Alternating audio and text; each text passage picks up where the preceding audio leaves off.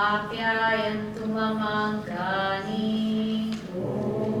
आप्यायन्तु ममाङ्गानि वाक् प्राणश्चक्षुश्रोत्रमथो बलमिन्द्रियाणि च सर्वाणि प्राणश्चक्षुश्रोत्रमथो बलमिन्द्रियाणि च सर्वाणि सर्वं ब्रह्मोपनिषदम् सर्वं ब्रह्मोपनिषदम् माहं ब्रह्म निराकुर्याम् माहं ब्रह्म निराकुर्याम् मा ब्रह्म निराकरोत् ब्रह्म निराकरोत् अनिराकरणमस्त्वनिराकरणं मे अस्तु अनिराकरणमस्तु निराकरणं मे अस्तु तदात्मनि निरतेय उपनिषत्सु धर्माः तदात्मनि निरतेय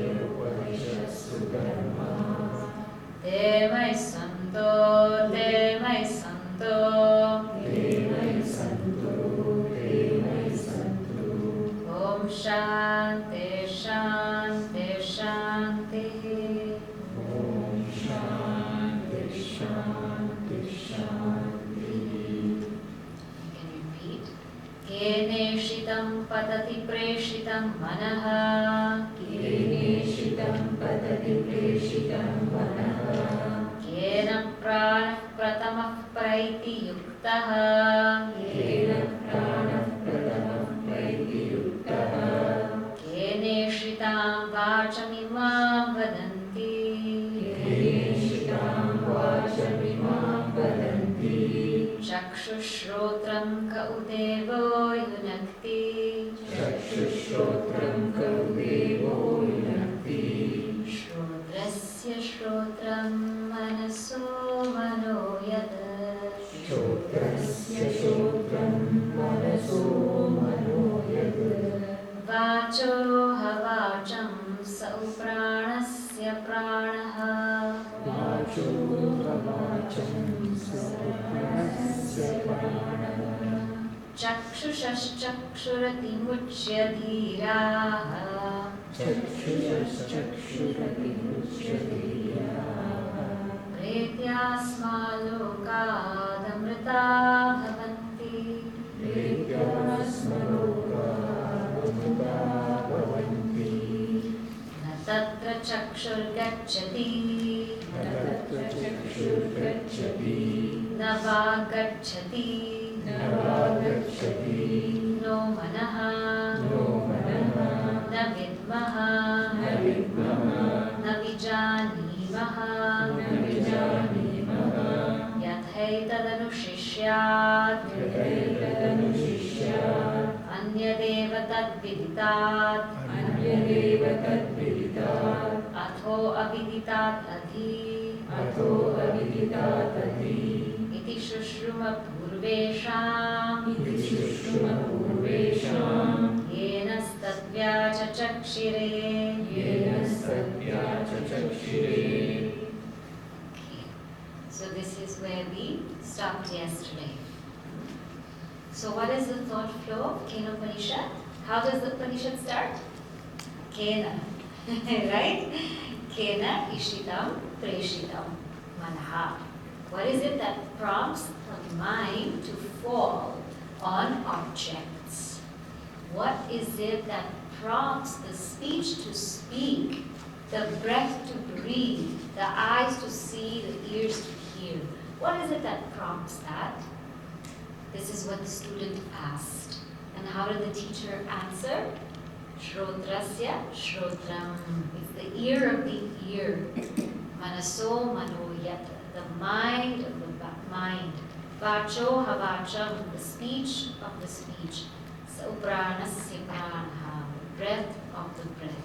Chakshushash Chakshuhu. The eye of the eye. And why should I know this? Atimuchya Dhiraha.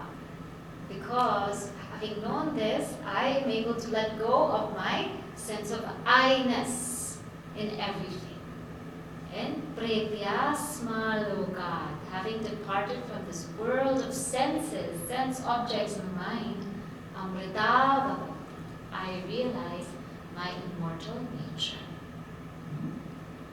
So having known this, I am released from my ego. And that is the biggest weight that we're carrying. It is our own ego.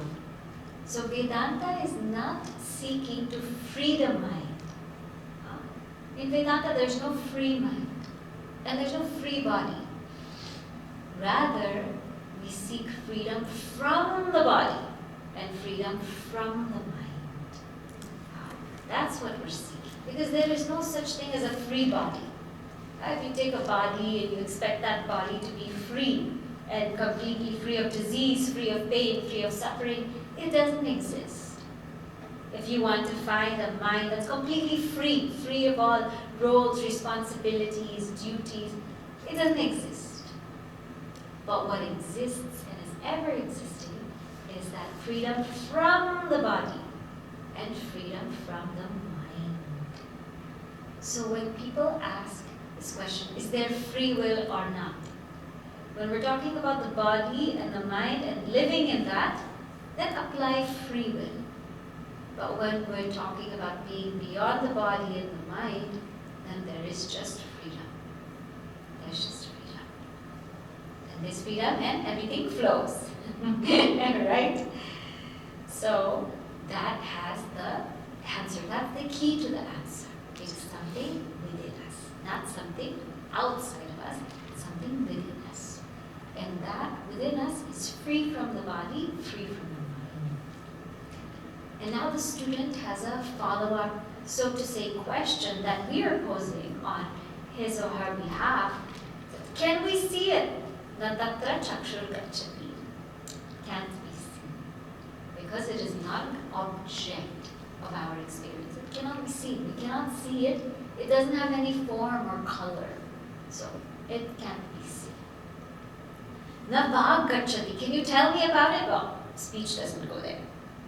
It can't be described by speech because it doesn't have any of the things that can be spoken by speech, like the species, like the quality, like a particular profession or a relationship or a convention. These things we saw yesterday. It can't be spoken by speech, so sorry. But we had talked about how great the Mahavakyas are, that they can indicate the truth. But it's still the student who has to take it in. Now, can I think about it? No. No manaha. Means nau manaha. You can't think about it. Forget about it. Guruji once said, think of the unthinkable without becoming a thinker. Huh? Think of the unthinkable without becoming a thinker.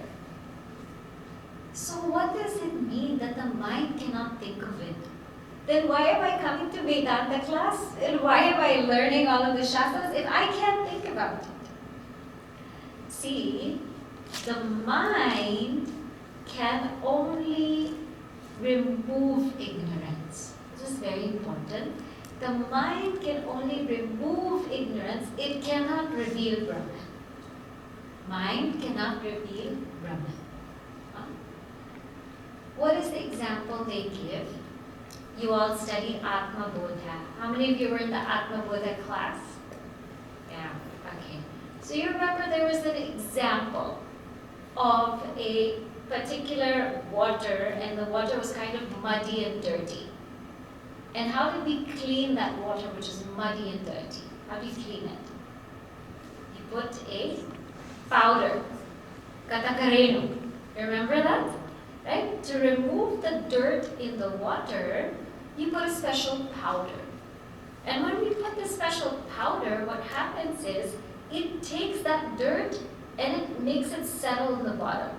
That's what katakarenu does.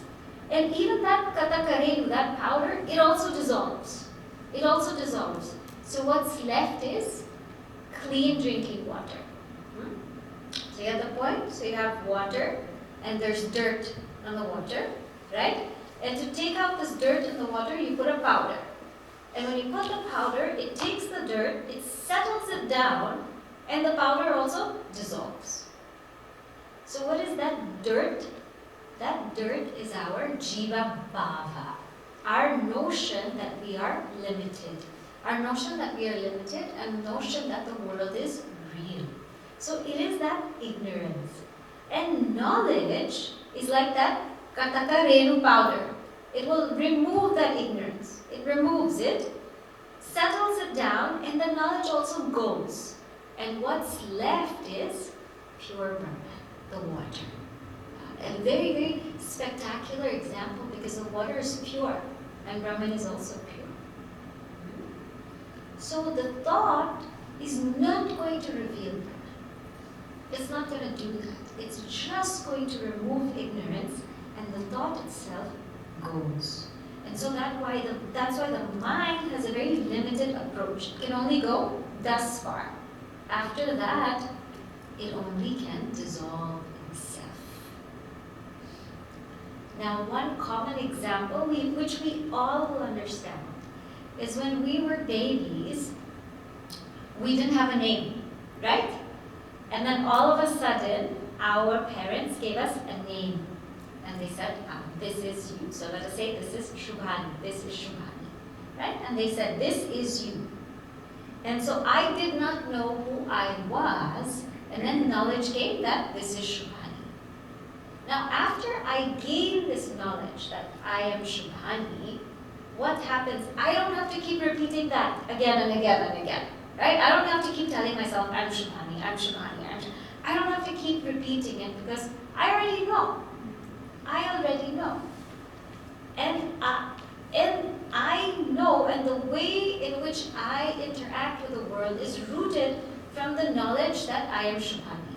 The way I behave, the way I fill out an application form, the way I interact with people, where I stay, where I live, how I conduct myself, is rooted in that knowledge, right? But I don't have to keep thinking that all the time. And nor is that thought with me, I'm Shubhani, I'm Shubhani, I'm Shubhani, all the time. So in the same way, when the teacher tells you, you are Atman, you are Atman, that you are Atman will remove the ignorance of I am Jiva. We have the notion, I am Jiva. And the teacher says, you are Atman. It will remove that ignorance. But it's not an ordinary knowledge that will remove ignorance. It's a knowledge which is crystal clear, which is doubt-free. So just by the teacher saying, you are Atman, is not going to do it. When the teacher says, you are Atman, and the student has understood it, has been able to comprehend it without any doubt, and has been able to digest it, that is called Brahmakara Vritti. Brahmakara Vritti. The thought in the form of Brahman means the thought that says that I am Brahman, which is free from such doubt. And that thought will remove ignorance. And when that thought of knowledge removes ignorance, then you remain as you are. The enlightened beings, they don't need to keep thinking, I am Brahman, I am Brahman, I am Brahman. Whether they think about it or not, it doesn't matter. But based on that, rooted in that, they live their lives. Rooted in the knowledge that I am Brahman. Rooted in the knowledge I am Brahman. That's the way they live their lives.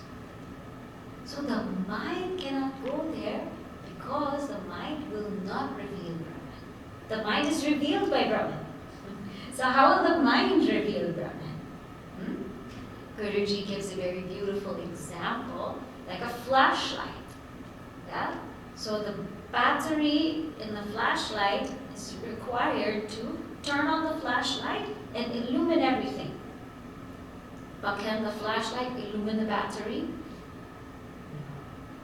So consciousness is like that battery that empowers the mind to know everything, but the mind cannot move it. So no manaha, the mind cannot know it. Navidamaha. And then he says, the mind cannot know it, and we also don't know it. We don't know it. Meaning, the teacher is saying, we don't don't know it as an object. And you see, the knowers of Brahman don't claim that they know Brahman. Because if they say, I know Brahman, then they become a knower, and Brahman becomes an object. So the ones who really know, they don't say anything. Their life simply shows it. The one who says means they don't know. So he says, Navidmaha. We also don't know. We also don't know because we don't know it as an object. And the minute we take ourselves to be the knower of Brahman, it becomes an object. So therefore, and then he says, Navijani maha yatha etad anushishya. And we also don't know how to teach it to you. We don't know how to teach it to you because it's so subtle. It's so subtle. That it's almost that the student has to grasp it in its essence. It's so subtle. But he says, I'll tell you one thing. This is what our teachers tell us.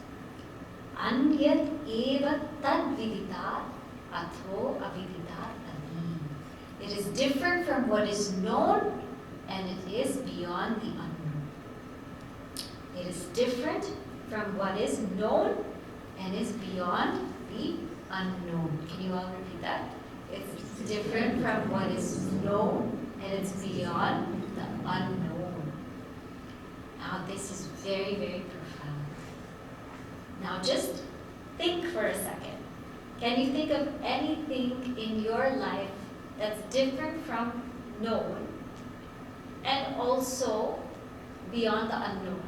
Means it's not known and it is not unknown. Can you think of anything that is not known but it's not unknown? Hard to think about it, right? It gets you stuck, right? So this statement has three meanings and we're going to see it in three levels. So it is not known, this is the first level. It is not known because it's not an object. It's not an object of experience. And it's not unknown because it is the subject, it is you. It's not unknown, right? So it's not known because it's not an object. And it's not unknown because it is you. So we'll explore this a little deeper. We're taking again the example of light. Light, let's see, light is revealing all of these objects. Light is revealing all of these objects. It's revealing all of us. It's revealing this table, this floor. It's revealing everything. But light, what is revealing light? It's self-revealing. It's revealing itself. This is not revealing light. This is not revealing light. Light is self-revealing. So there's two kinds of revelations happening. Two kinds of illuminations. One is illuminating an object and one is self-illuminating. You see that with the light? One is illuminating an object, one is self-illuminating. And the chair, if the light does not illumine the chair or this table, will we know this table if the light is not illuminated? Will we know it? But does this table need to illumine the light? No.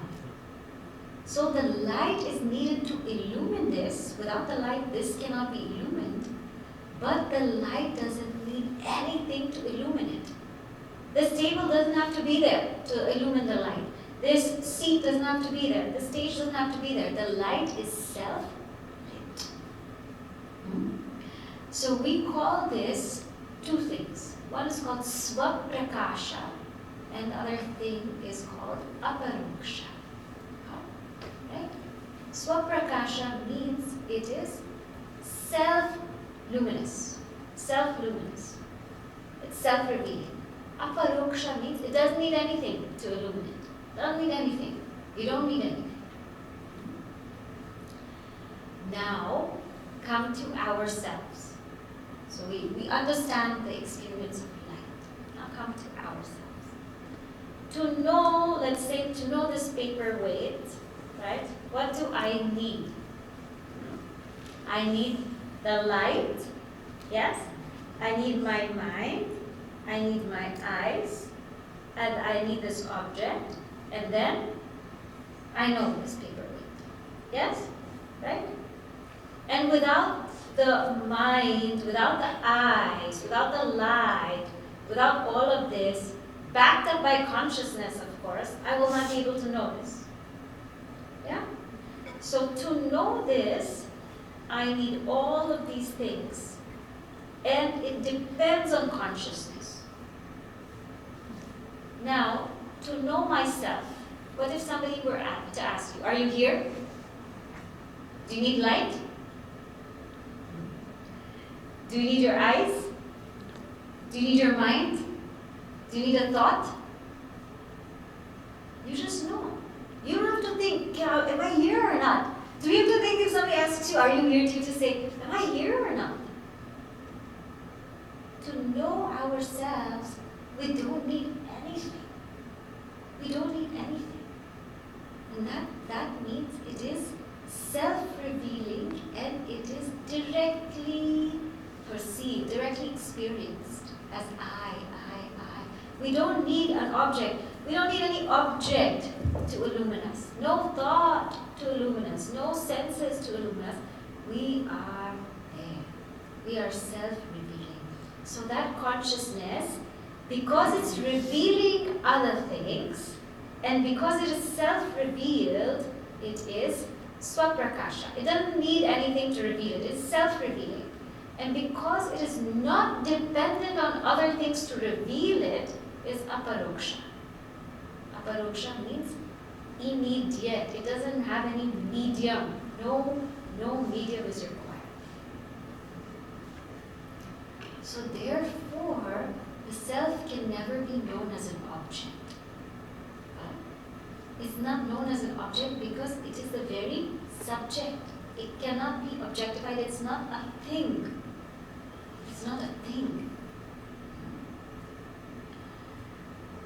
Furthermore, if we say that the self needs to be objectified, let's say the self needs to be objectified, whenever something is an object of my experience, it is separate from me. Yeah? I know this paperweight, I know this watch, I know this pen, it's separate from me. Okay?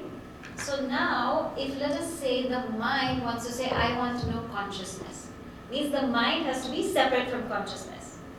You get it? If the mind is separate of consciousness, the mind loses consciousness. It's no longer conscious. Right? So, it cannot make it an object. Because if you separate consciousness out of the mind, it becomes unconscious. Then how will the mind know consciousness? So it is not known because it's not an object. It is not seen, it's not heard, it's not smelled, it's not thought of, it's not known, because it's not an object. But it's not unknown because it's the very subject. It's the very subject. And like we said, we are self-revealed. We are self-revealed. You don't even need a thought to know yourself. It's the very subject. Now think about deep sleep. Think about what happens in deep sleep. In deep sleep, the senses are folded up. So the senses cannot know anything.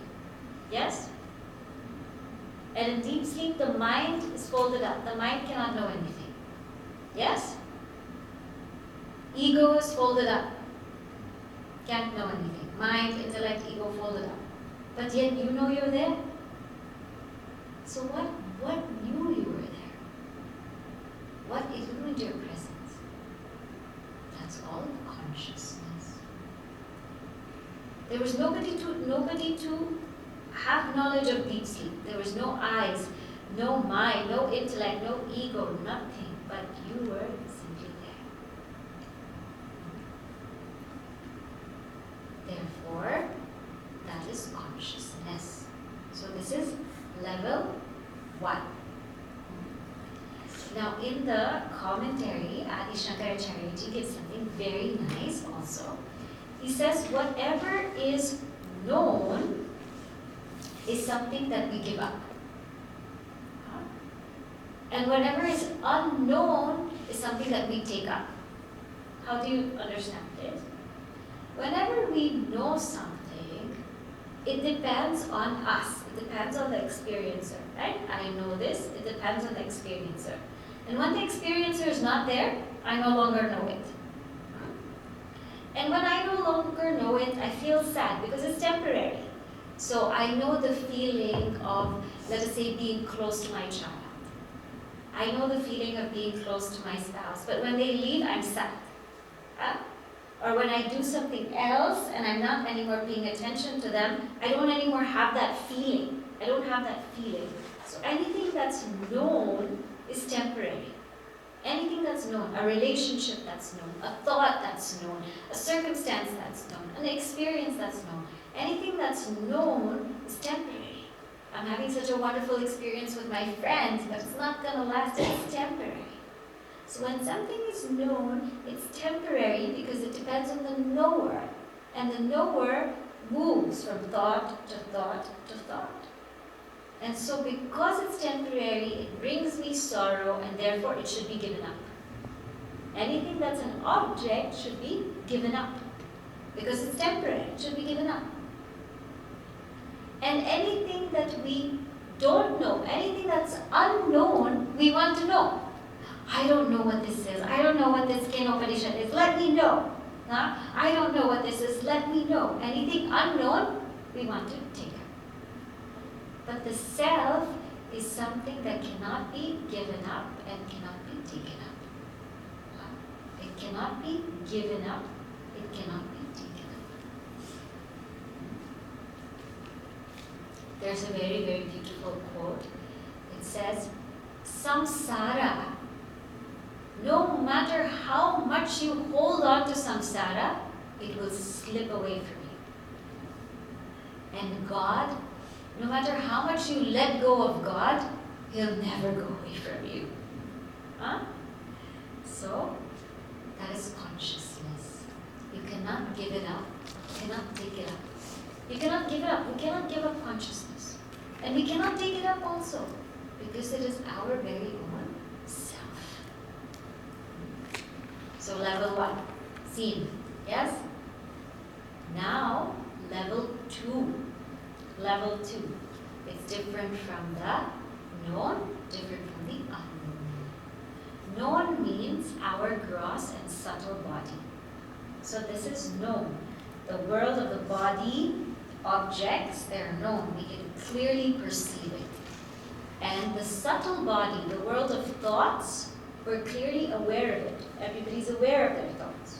So it's not that. It's not that gross body. It's not subtle thoughts. And it's not also the causal body. Causal body is the unknown. Like Maya, that causal body is unknown. We cannot explain it. It's unknown because it is the one that gives rise to all of these thoughts in the subtle body. So it is not the gross, subtle body. It is also not the causal body. So this is the second level. It's different from the known and different from the unknown. Now we come to the third level. Third level is, it's different from the known, meaning knowledge, and it's different from the unknown, meaning ignorance. So knowledge is something known, ignorance is something unknown, right? And something that we know can become unknown. Like we remember someone's name and then we forget. And something that's unknown can become known. A place that we've never been to, that we don't know about, it can be known. But consciousness is that which illumines the known and unknown. So it's not known, it's not unknown, because because it illumines both. Both knowledge and ignorance are illumined by consciousness. So the teacher very, very carefully gives the student this, that it's different from the known and different from the unknown. Think about that. What is different from the known? What is different from the unknown? And he says, Iti Shushruma Purvesha. This is how our teachers have taught us. Yena tad vyachachakshme. Now this is also a very important point. This kind of knowledge has to come through a parampara, meaning lineage.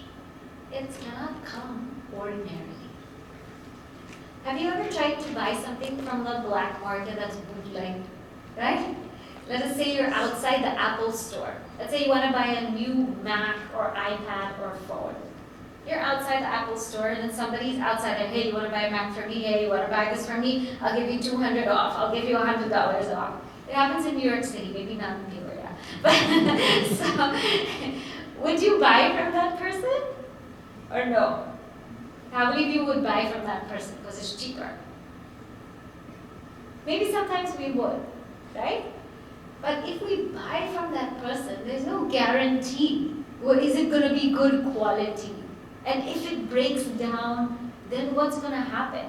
Is can somebody help me with it? And if I need to get a new phone, who do I go to? Do I have a warranty? It's unreliable. But if I go to the Apple store, I get everything. I get quality, I get service, I get a warranty, I can get Apple Care, I can get all of these things, and I feel safe with my product. Yeah? I feel pretty safe. And it's reliable because so many people have tried and tested it. Now with this person who's in the black market, we don't know. So no references. So this knowledge has to come through a time and tested Guru Parampara. It cannot come from a random person. A random person says, this is enlightenment, this is what it is. You know, you come to me. We don't know where that person's from. The person goes away, who do we hold on to? And we don't know what the knowledge is based on. When we gain a teacher who is from a parampara, the beauty is we get the knowledge of the whole parampara, the whole lineage. And when we get the teacher from that lineage, there's some system, some structure, there's validity, there's reliability, there's authenticity. And this is not ordinary knowledge. If it was ordinary knowledge, how to fix your kitchen sink, I would say go to YouTube, it's okay. You don't need a professional teacher for that. But this is something so incredibly deep. So he says, this is how we have heard before from our ancestors. This is how they have taught us, and this is how we should learn. Now, up to here is the teaching of Kenopanishad, but now is the elaboration of this teaching. So we saw the crux. In mantras 1, 2, and 3, we saw the crux. Now we're going to see the elaboration of it. Okay? So now we're going to move to the next mantra. Now the next series of mantras will flow very, very smoothly because it's all very similar. The second line will be very similar. It's just the first line that will keep changing. And with the background of the first 3 mantras, now this should flow effortlessly. Okay? So let's read mantra number 4, and then you repeat after me. Yad vachanabhyuditam yena vagabhyudyate tadeva brahmatvam vidhi nedam yadidam pasate yad vachanabhyuditam yena Yena vagabhyudyate yen वागभ्युद्यते Tadeva Brahma Tvam Vidhi तदेव ब्रह्म त्वं विद्धि Nedam Yadidam Upasate. नेदं यदिदमुपासते. Okay, so now he's elaborating. He says, Yat, that which, Vacha, by the speech, Abhyutitam, it cannot be spoken by speech. But, Yena Vak Abhyutyate, but by which speech is revealed. So that which cannot be spoken by speech, but by which speech is revealed, Tat Eva Brahma. That itself is Brahman. That Tvam Vidhi, know that to be Brahman, na idam, yad idam upasati, and not this which you worship. So, what speech cannot reveal, but what reveals speech, know that to be Brahman, and not this which people worship here. You remember on the second day we said, or the first day rather, that which is not part of the speech, but enables the speech to speak, but which cannot be spoken by speech. Yeah? Remember? So repeat that after me. That was it, which is not part of the speech. Enables speech to speak, but cannot be spoken by speech. That is Brahman. Huh? So, I know how to understand this. And Brahman is not that which we do upasana on. So first let us think of the glory of upasana, and then we will see why that is not Brahman, and how actually that is also Brahman. Upasana means sitting near. It means sitting close to a deity, a beloved form of Bhagavan or Bhagavati. Some people love Krishna, some people love Shiva, some people love Devi, and they like to sit near this form. And what does it mean to sit near this form? It means to think about the beauty of the form. So if we're thinking about Krishna, we're thinking about his nice hair and the feather on his head and his eyes, his naughty eyes, and the flute that he plays, and how his body is curved, and the garland on his chest. We think about him with so much love. And when we think about Saraswati Devi, we think about her with her veena, and sitting with her face so pristine, with her japa mala, and embodiment of wisdom. And when we think about our forms of Bhagavan and Bhagavati in that way, it's very purifying. It purifies our heart. And we end up wanting to sit with them, sit near them. Now, this upasana is meant to come in a series of evolution. What is the series? The first is called Ekarupa. Ekarupa means I have my Ishta Devata, and I see my Ishta Devata as that who is God to me. To me, you are God. To me, Shiva is God, Krishna is God, Saraswati is God, Durga is God. And I see God in that form because I can relate to that form so incredibly deeply. And as we grow in the path, then we begin to understand that Krishna, or that Saraswati that I see, she's not just limited to that form. She is in Krishna, she is in Shiva, she is in Durga. And I move to Aneka Rupa. So not that, in the beginning, I like Krishna but not Shiva. Or I like Shiva but not Durga. In Aneka Rupa, I'm able to see this Saraswati in every single form. Saraswati is Krishna, Saraswati is Durga, Saraswati is Shiva. I'm able to see her in every form. And hence, I hold every form to be so precious to me. And And as we grow as seekers, we begin to realize, no, that's not it. She is also Vishwarupa. She is the form of this entire world. Saraswati Devi is not just Krishna, Shiva, not Durga. She's this entire world. She's in every single person, in every single being, in every single thing is Saraswati. In every single book is Saraswati. In every single table is Saraswati. And then I think, is that really Saraswati? How can Saraswati be something that I see and I'm the seer? Because when I, the seer, am not there, the scene goes away. When I, the seer, am not there, I go to sleep, the scene goes away. So how can Saraswati Devi be seen if she's dependent on the seer?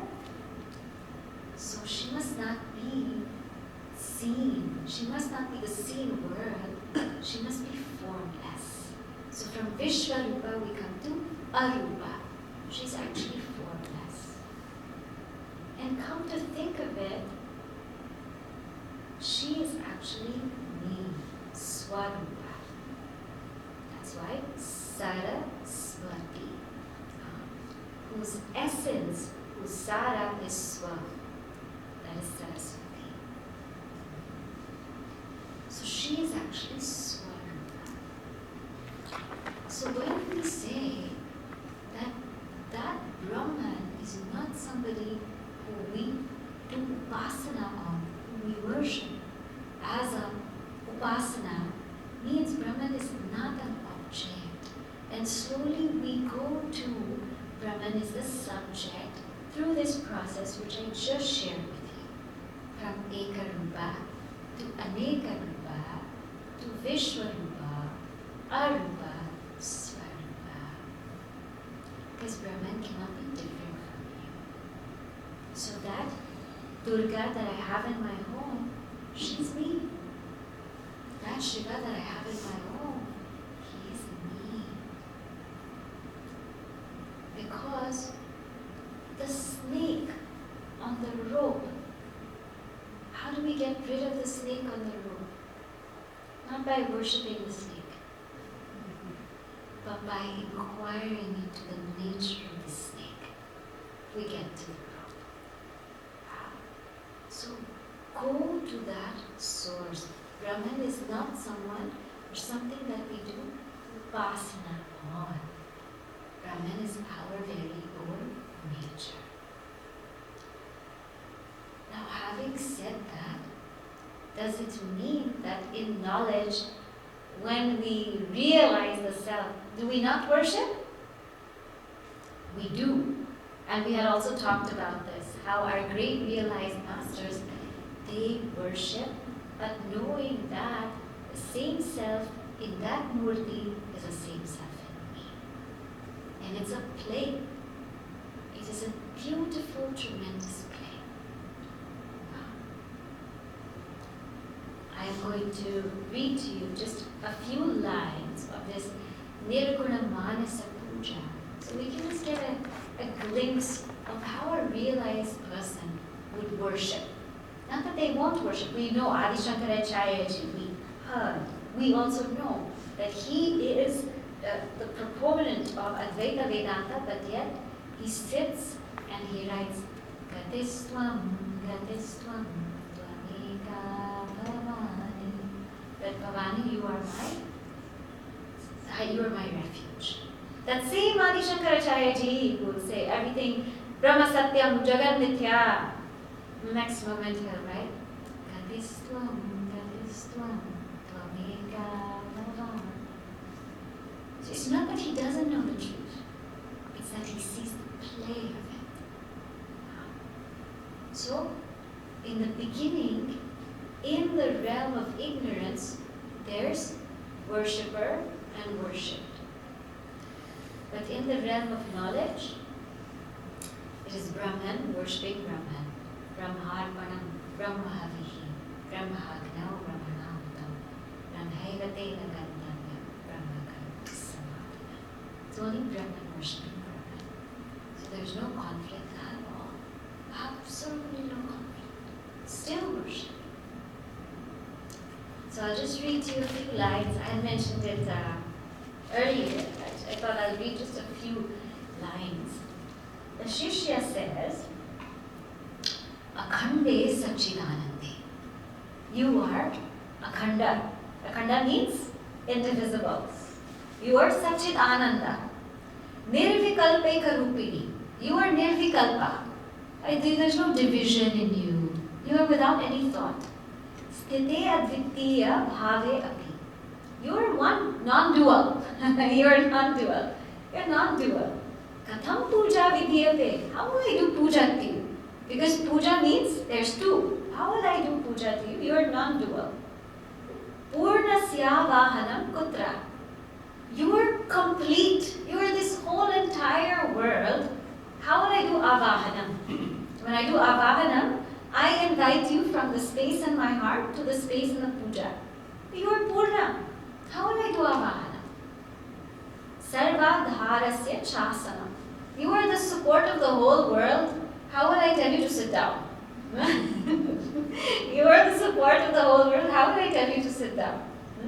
Swachasya padyam arghyam cha. Your purity. You are ever clean and pure. How will I wash your feet? How will I wash your hands? Shuddhasya achamanam kutaha. You are so pure. How will I give you water? You are purer than water. Nirmalasya kutasnanam. You have no dirt. How will I give you a bath? You have no dirt of ignorance, you have no dirt. How will I give you a bath? Vaso vishwo darasya cha. The whole world is your stomach. Now how will I give you clothing? The whole world, Isha Vasya Vidham Sarvam. The whole world is your cloth. Agotrasya pavarnasya. You have no gotra. You have no varna. Kutastasya upavitaka. How will I put you upavita? You have no gotra, no varna, nothing, no lineage. Nirlepasya kuto gantaha. You're not stained by anything. Now, how will I put chandan on you? Because chandan is something that's fragrant. So you have no smell, you have no stain. How will I put chandan on you to make you smell good? Pushpam nirvasanasya cha. You don't have any vasana. So how will I give you pushpam? Pushpam is like our good vasanas. Then he says, Nirvisheshasya ka bhusha. You have no form. You have no attributes. How will I put you any ornamentation? Kolankaro nirakrite. How will I put any alankar? You have no form, no attribute, nothing. No shape, no size. Niranjanasya kim tupeni. You are without any taint. How will I put dhupam on you? You have no taint. I cannot even go around you because you have no form. And he says, Deepair va sarva sakshina. How will I give you deepam? You are the sakshi, you are the witness of all. Like when we do natapta suryo bhati.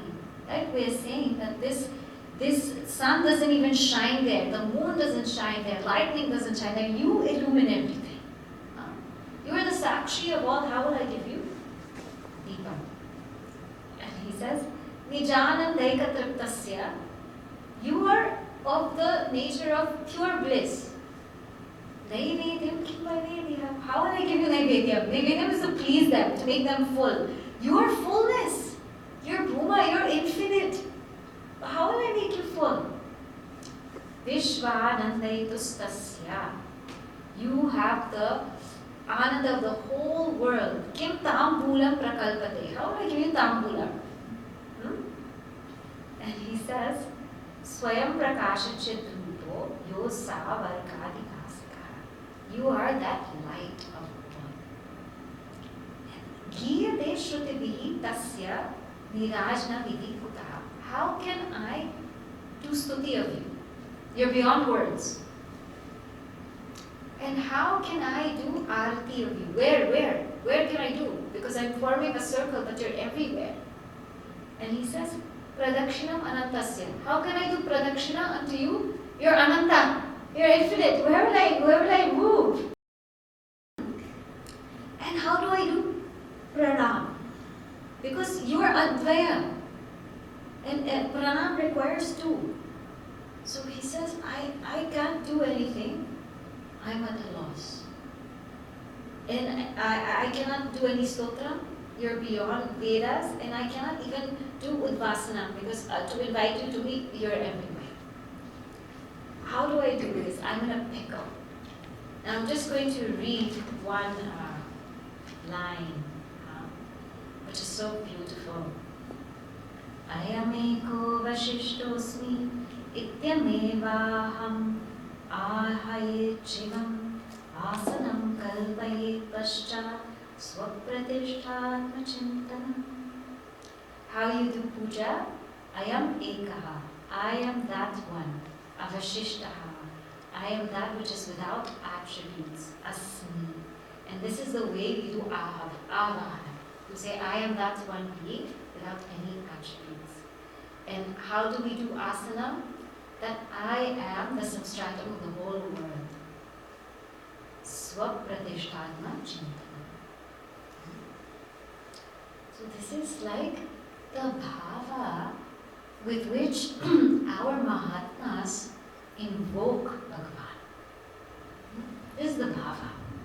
It's very, very deep. I won't read the whole thing because our whole time will go in this, but if you have time to look this up, Nirguna Manasa Puja, you can see the bhava in which the Mahatmas invoke Bhagavan.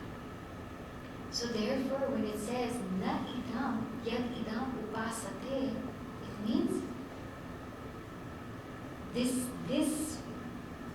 Brahman is not something we worship outside of us. Brahman is something we worship within. Brahman is something we worship within. And even when we're looking outside, we know that that same one is Brahman within. That eva Brahman tvam vidhi. Know that to be Brahman. And not that which we do vasana on. So our worship actually takes on a deeper level. God cannot be separate from us. Cannot be. What are the flaws if we take God to be separate from us? What are the flaws? If we take God to be separate from us, three things will happen. There's going to be Jiva Bheda. Why? Because my God is there, but my God is not in you. So me and God, we have no problems. Me and you, we have so many problems. So there will be Jiva Bheda. We will keep seeing difference with all the Jivas because we don't have the notion that God is in everybody. And our differences with each other will remain. I am very peaceful, and this is what happens with some people. In the puja room, I'm very peaceful. I do puja, I do everything. After puja, I'm a monster. The spouse will say, you just don't do puja if this is how you're going to be. Sometimes they'll say, with your spiritual practices, you're getting more monstrous than ever. So, if we just take Bhagavan to be outside of us, there's going to be Jiva Bheda. And Jiva Bheda. I won't see oneness in everybody. Then there's going to be Jagat Ishwara Bheda. If I see Bhagavan or Bhagavati just here and not in this world, then how do I treat this world? This world is an object of my experience. This world is an object for my enjoyment. Everything is for me to enjoy. Because why? God is not here. God is not in this table. God is not in this book. God is not in this. God is not in this. God is not in that carpet. And so I treat everything like it's just for my enjoyment, for my pleasure, and that's why this is here. No. Bhagavati Devi is in every single thing. Kadikan mein Ram hai, right? In every single thing, Rama is, Krishna is, Shiva is, whoever it is, they are in every single loving. So we treat everything with love and respect. That's the first line of the pledge. We treat everything with love and respect. So the way we treat our books, we keep them nicely. We don't throw them on the floor because Saraswati lives here. The way we keep our desk, the way we keep our chair, Bhagavan lives there. We call the earth Bhumi Mata. She's not a thing. You know, once I went and I was doing a talk and it was in a Western audience, and I was telling them, we were talking about how to take care of earth. I said, the first thing we have to know is she's not an object, she's a mother. That's how you take care of her.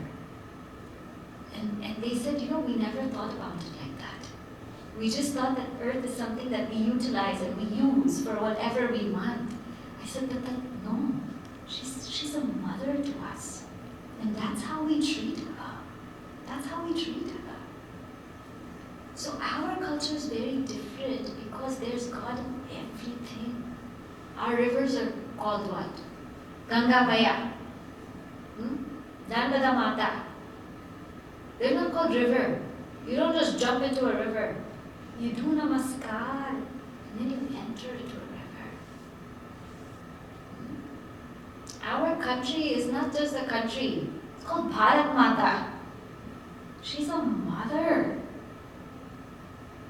Our sun is not called sun. It's called Surya Devata. Huh?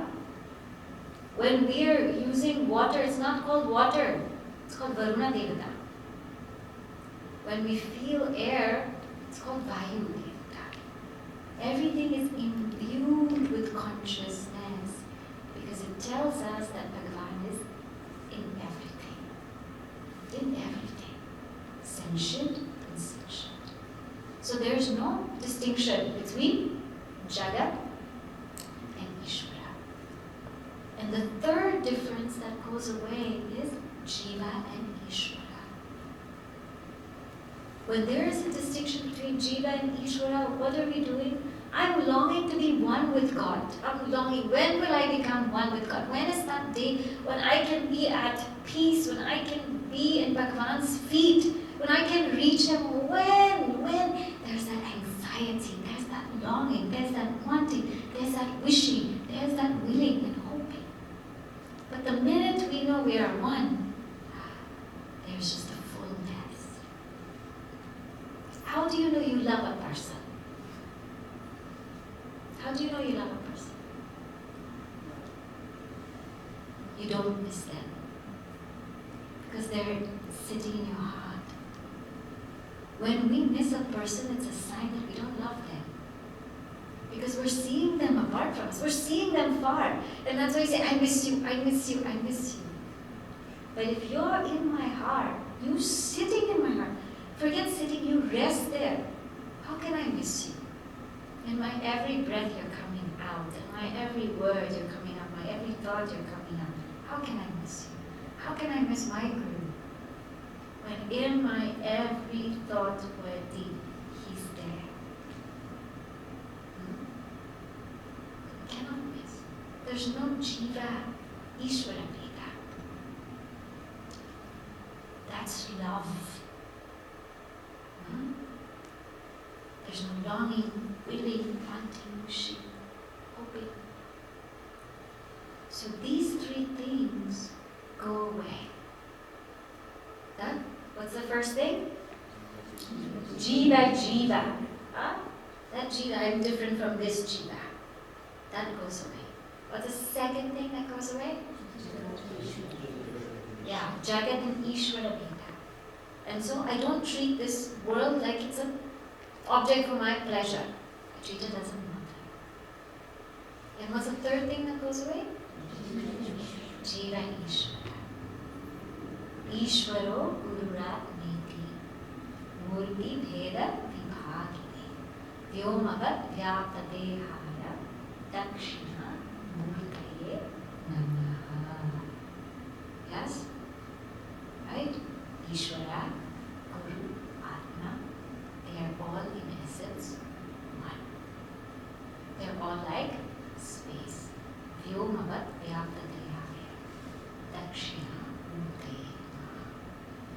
So that's the meaning of Tad Eva Brahma Tvam Vidhi Vedam Yadidam Upasmane. Upasate. Upasate. That's clear? Yeah? Okay. So now I'm just going to revise because I know it got a little bit deeper today. Then tomorrow we'll see the lighter stuff. How about that? Okay. So what did we cover today? We'll just review a little bit and then we'll sit quietly, just to put the whole thought flow together. So where did we start today? The student tells the teacher, I want to know Natatra Chakshur Gachati. You can't see it. You can't see this truth. It's not no form, no color, nothing. Can you tell me about it? Navagachati. I can't speak about it. You can't define it. And Gurudev says to define God is to defile God. Navagachati. Can I think about it? No, Mana. I can't think about it. And here the important point which is brought out is that knowledge does not reveal Brahman. But what does it do? It removes ignorance. That's all it does. It removes ignorance. Does not reveal Brahman. Because Brahman consciousness reveals both ignorance and knowledge. Remember. So when they say self-realization, it is realizing that you are the self. It's realizing you are the self. And you were the self. You are always the self. You've got nothing to lose. Then, does the teacher know it? Navidmaha. We don't know it. Meaning we don't know it as an object. Navijanimaha yatha etat anushishya. And we don't know how to teach it to you also. Because it is you, your very self. But anyat eva tad vidita atho avidita adhi.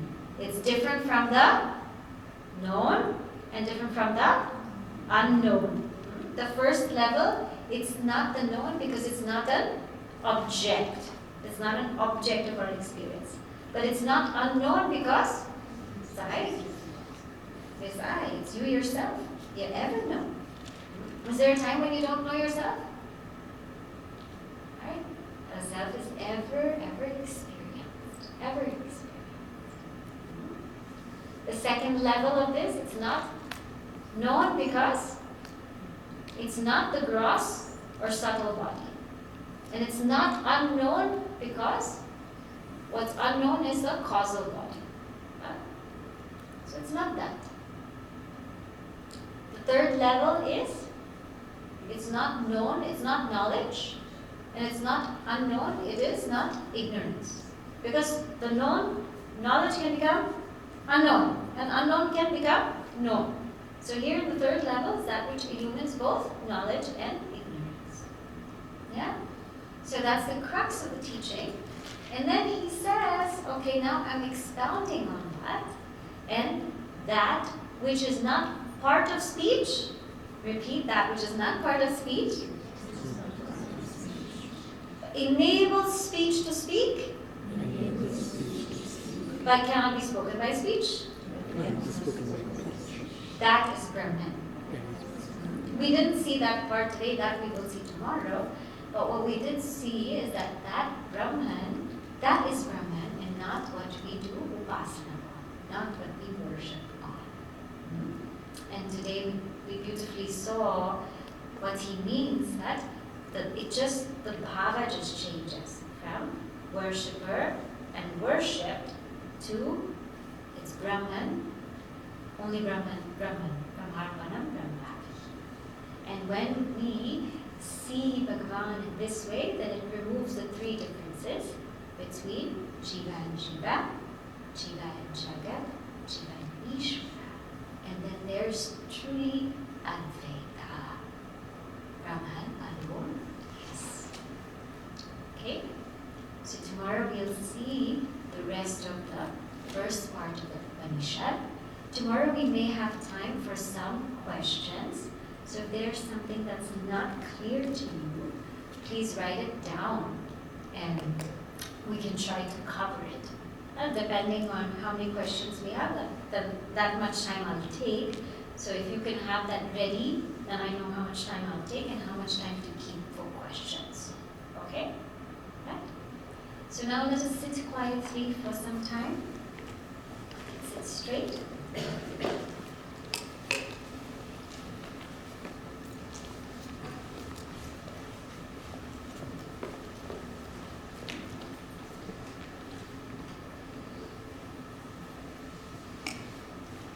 Okay, so just relax and just close your eyes.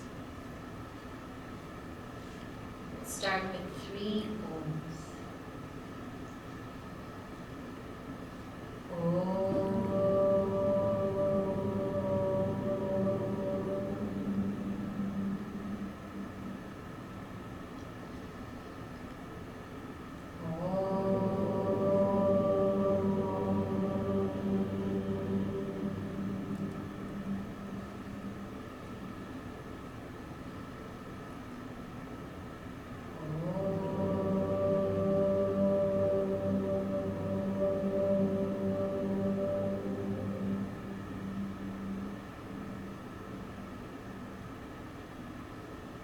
Relax the body,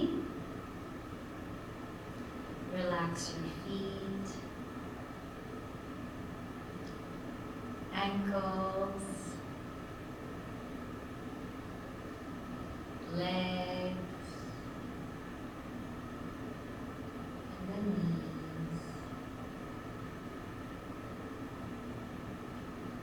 Relax the thighs and the hips.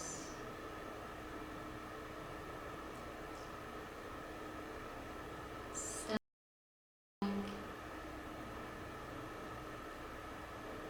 and the chest.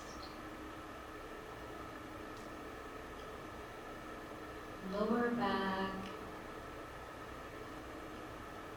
upper back,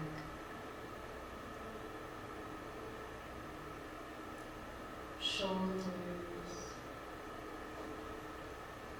arms, and the hands.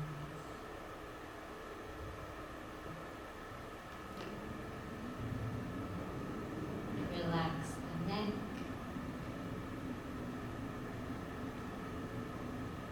face,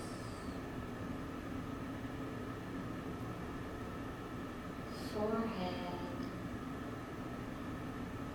and the crown of the head.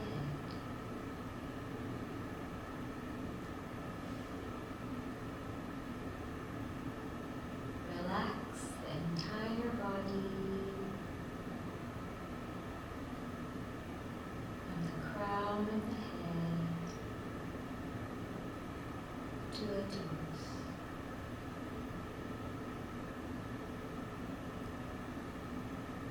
Just relax, relax, relax.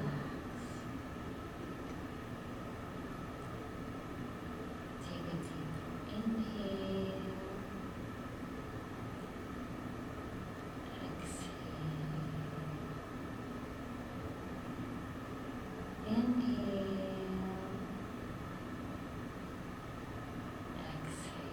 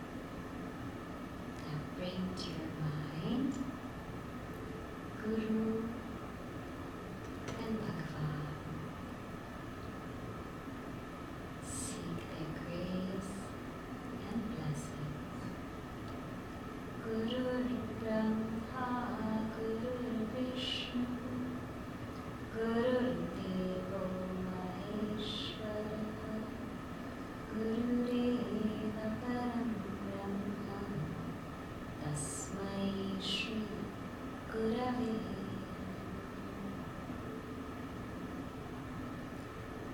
Mentally, bow down to Guru and Bhagavan. Seek their grace and blessing.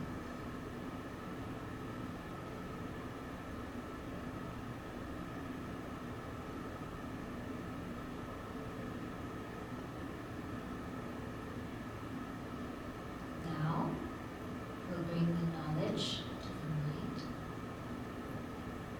Shrudrasya shrudram manaso manoyat vacho havacham sapranasya prana chakshushaschakshurati muchyadhira pretyasmalokanamrita.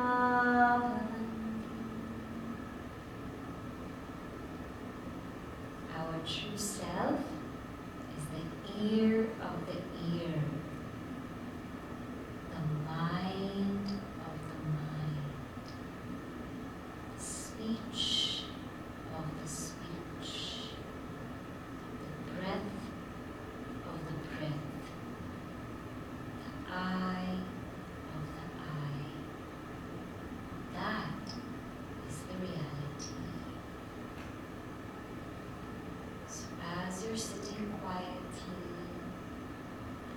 let thoughts come and let thoughts go. Let thoughts come and let thoughts go. And remain as the witness of those thoughts. No need to get caught up in them.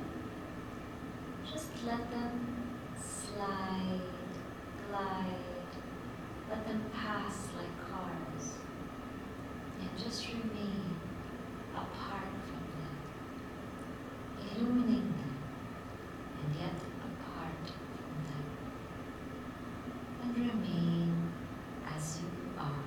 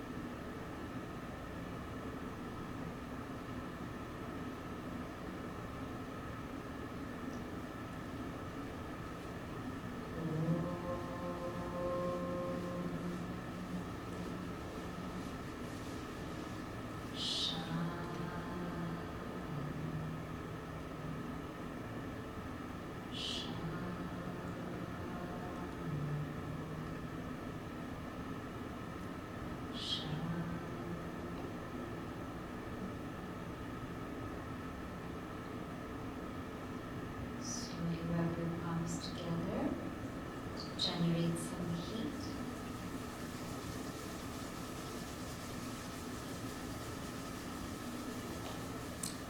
Cup them over your eyes and your head. Bless yourself. Face, neck, shoulders, arms, chest, back, your legs, knees, feet. Very, very gentle.